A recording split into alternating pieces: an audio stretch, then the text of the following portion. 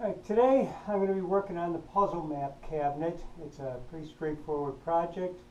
It uses pocket hole screws like the other piece of furniture I've been making. And if you haven't seen the rest of the videos, you might at least want to watch the one about building the shelving units for the Montessori. It goes into complete detail. This one, as I say, it's a pretty basic cabinet to build. Take you about a day to do it, and only requires a table saw, pocket hole, jig, electric drill, and some glue. That's about it. So anyhow, let's get going on it, and I'll show you what I do. Okay, walking around, I'll show you what the cabinet is comprised of. This will be the bottom shelf, and it's already been treated with a piece of wood in the front to hide the plywood. These are the two back supports, which you'll see. Again, these are banded with wood. You don't have to band the inside because that will be against the sides. This will be a little toe kick that goes in the bottom. The bottom shelf is 23 inches. This will be the top. This will get banded on all four sides, right? And if you've watched the other video, you know that I do the edges first so that I don't see the end grain when I put the front banding on. And again, I'm not careful at all when I put that banding on. You can see it's hanging over here. You can see it's hanging over there. It just goes a lot quicker if you just glue it on and then take care of the stuff that overhangs later. And I'll show you that. I put it through the router and I make it smooth. So the top, this is the top, and that is 24.5 inches. And the reason is because the two sides are each 3/4 of an inch, so it has to be bigger if it's going to be flush on the top. So these are the two sides. Normally I would have put the banding on the sides, on the front and back at this point, but because I have to mark these, I didn't want to have anything in the way. Now I'm going to be using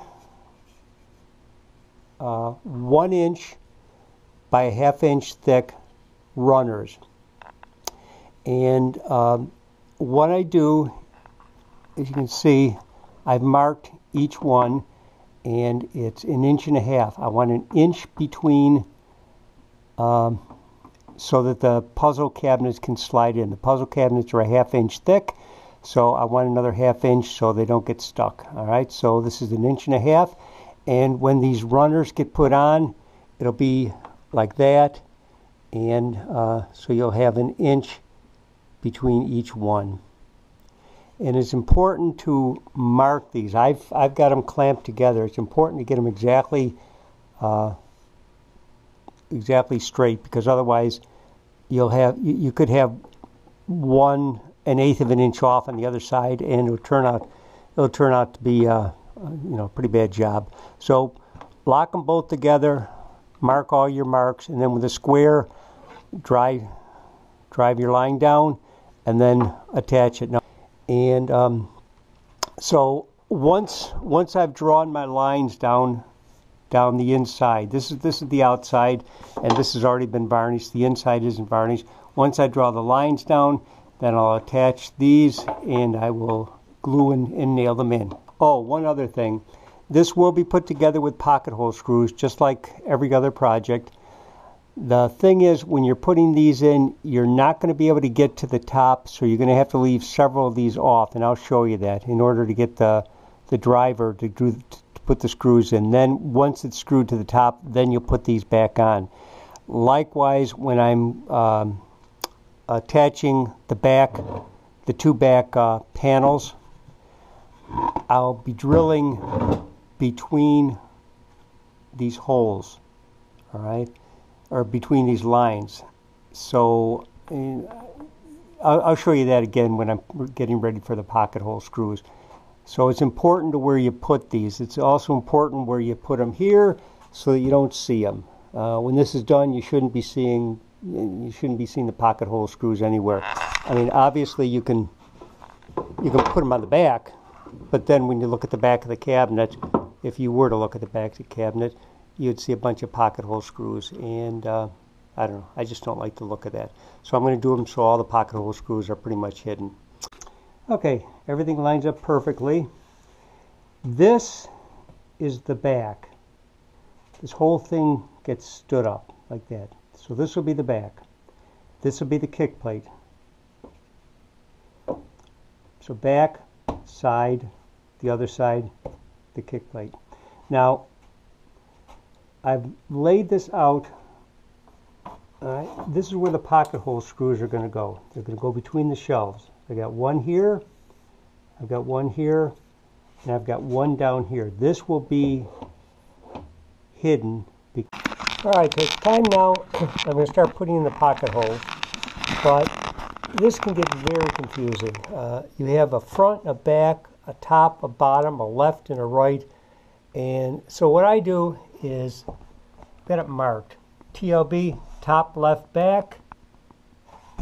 And on the side that goes into the back, TL, top, left. That way, you know, you're not going to end up putting it over on the wrong side. Trust me, it gets very confusing. Anyhow, this is going to be so that I don't see the screws from the outside, even though the back doesn't matter. So I'm going to be putting right between where the shelves go, and then right where the kick plate goes, and then these will go to the top.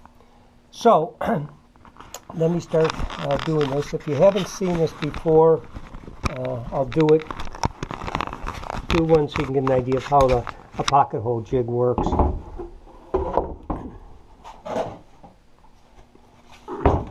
Pocket hole jig.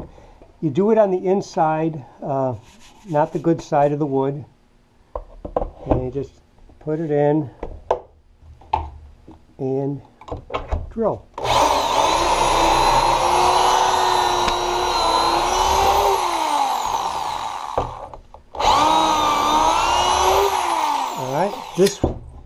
That will secure it to the top, and then I've already marked where I want to go on the edges.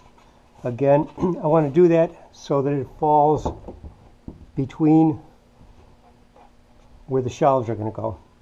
I'm going to put two of them there.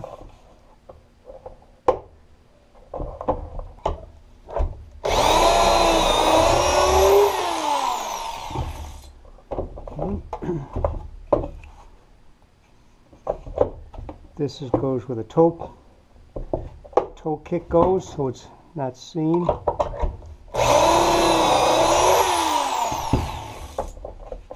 And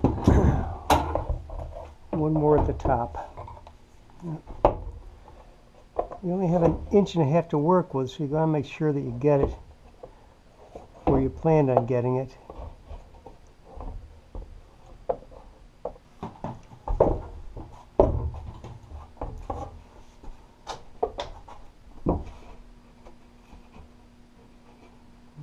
So they fall between the lines,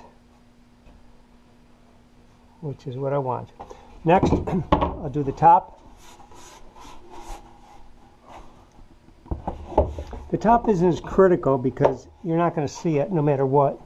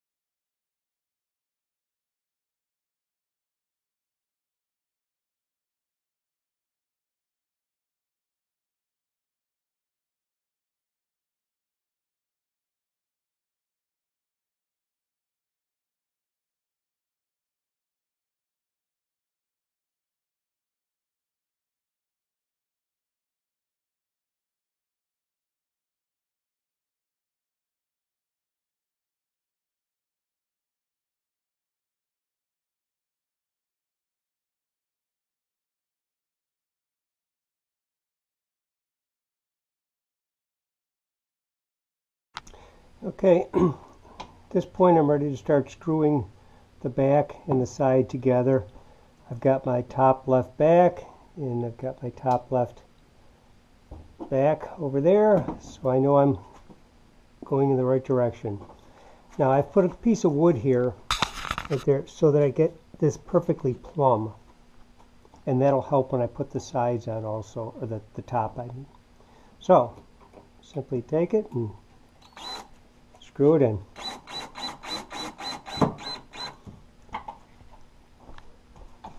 If you haven't used pocket holes before, I think you're really going to like them. Things go together so quickly and easily. All right, so again, I had put that between the two shells, and if not, I wouldn't have been able to screw that thing together.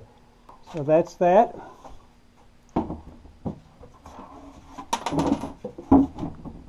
Now I take it over, and I will start putting the sliders in. Now I had to start. Let me get this. I had to start at the 5th one down. The reason being, if I had put this one on, or this one on, let's say, I wouldn't be able to get this in there. So it's important that you have enough room so you can start your screw. Right? So this is the 5th one down. 1, 2, 3, 4, 5, and that gives me plenty of room. Once I get this all assembled, I'll come in here and I'll put the remaining ones on. Now, originally I thought I'd be doing this with a 16 gauge nailer, but actually an 18 gauge works just fine. These are 1.25" nails, and simply take the slats and go get some glue. Take the slats, and I like plenty of light so I can get it so I don't have the shadows in my face. Glue the bottom.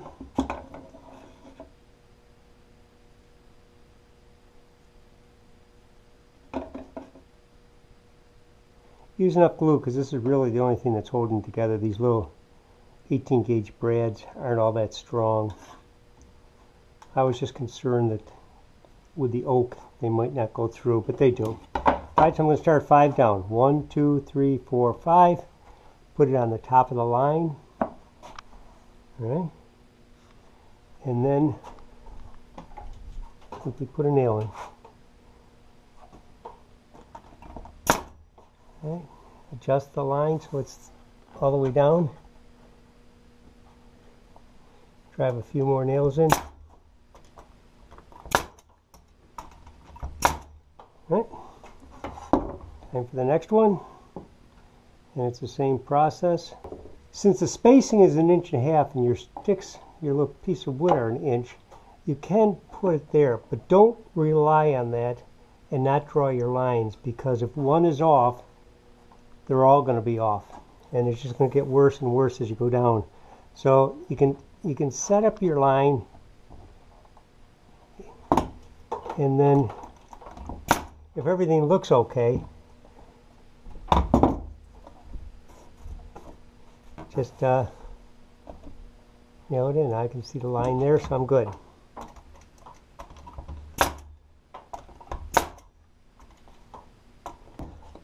Also, if you notice, I rounded these off. Makes it nice and smooth. Nobody's going to hurt themselves in that.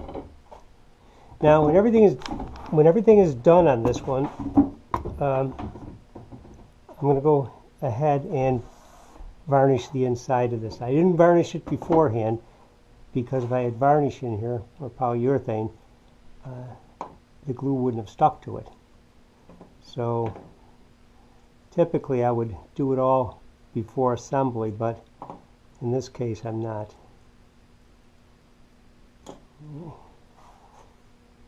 And okay, time to put it all together. Just to make sure that nothing comes apart while I'm screwing it, I've got it clamped top to bottom to hold the top on. Side to side, to make sure that everything is parallel.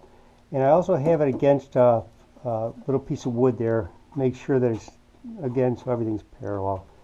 So, looking at it from the inside, this is the bottom shelf. All right, I put that there to make sure that, well, if it wasn't there, you really wouldn't be able to hold it together unless you clammed it from the top. And this just works better. It gives you the perfect dimensions. So you take the bottom shelf, you put it in. All right, and then again, this is why I didn't put these sides here, because I wouldn't be able to get this drill in.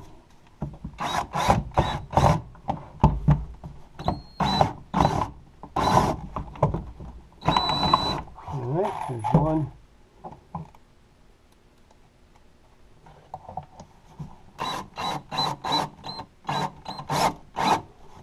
There's two.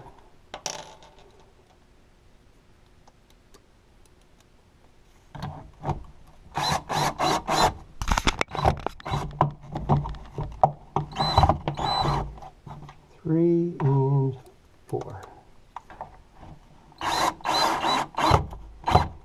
All right, that's attached the back to the top. Now, attach the sides to the top.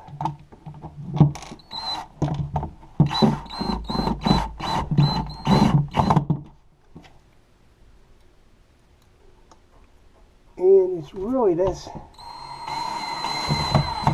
quick. Pocket holes are a miracle. One more.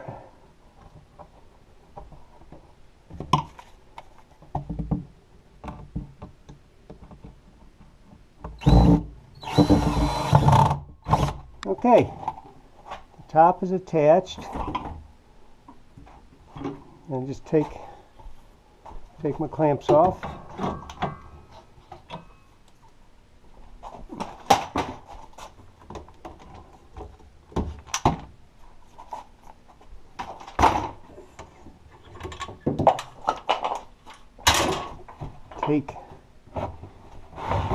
This is the bottom shelf.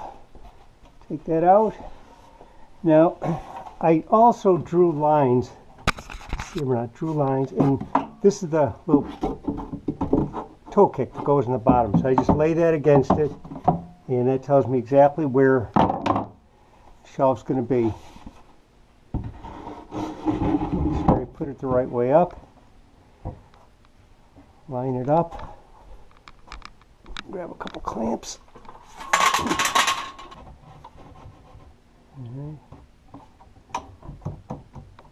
And then again, put that down. Make sure that everything lines up the way it's supposed to line up. There's that one.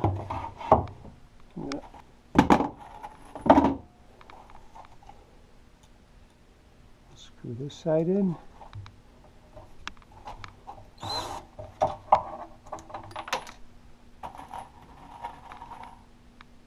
You probably can't see, it's pretty dark in here.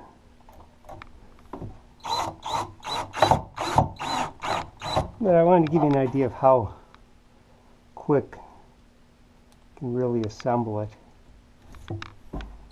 And you have to have clamps, because as you're pushing against the sides, they'll move out from you.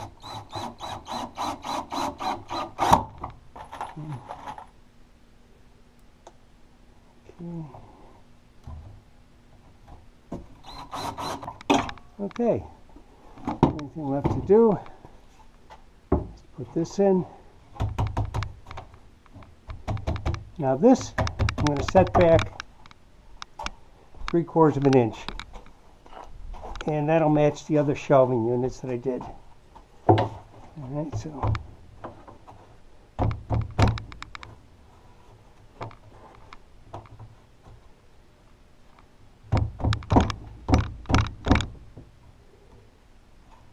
that's that.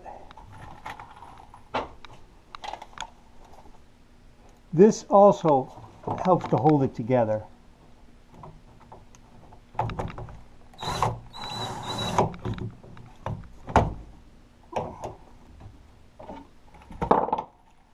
Now there's another little screw in there, but I'll have to turn upside down to get the other side.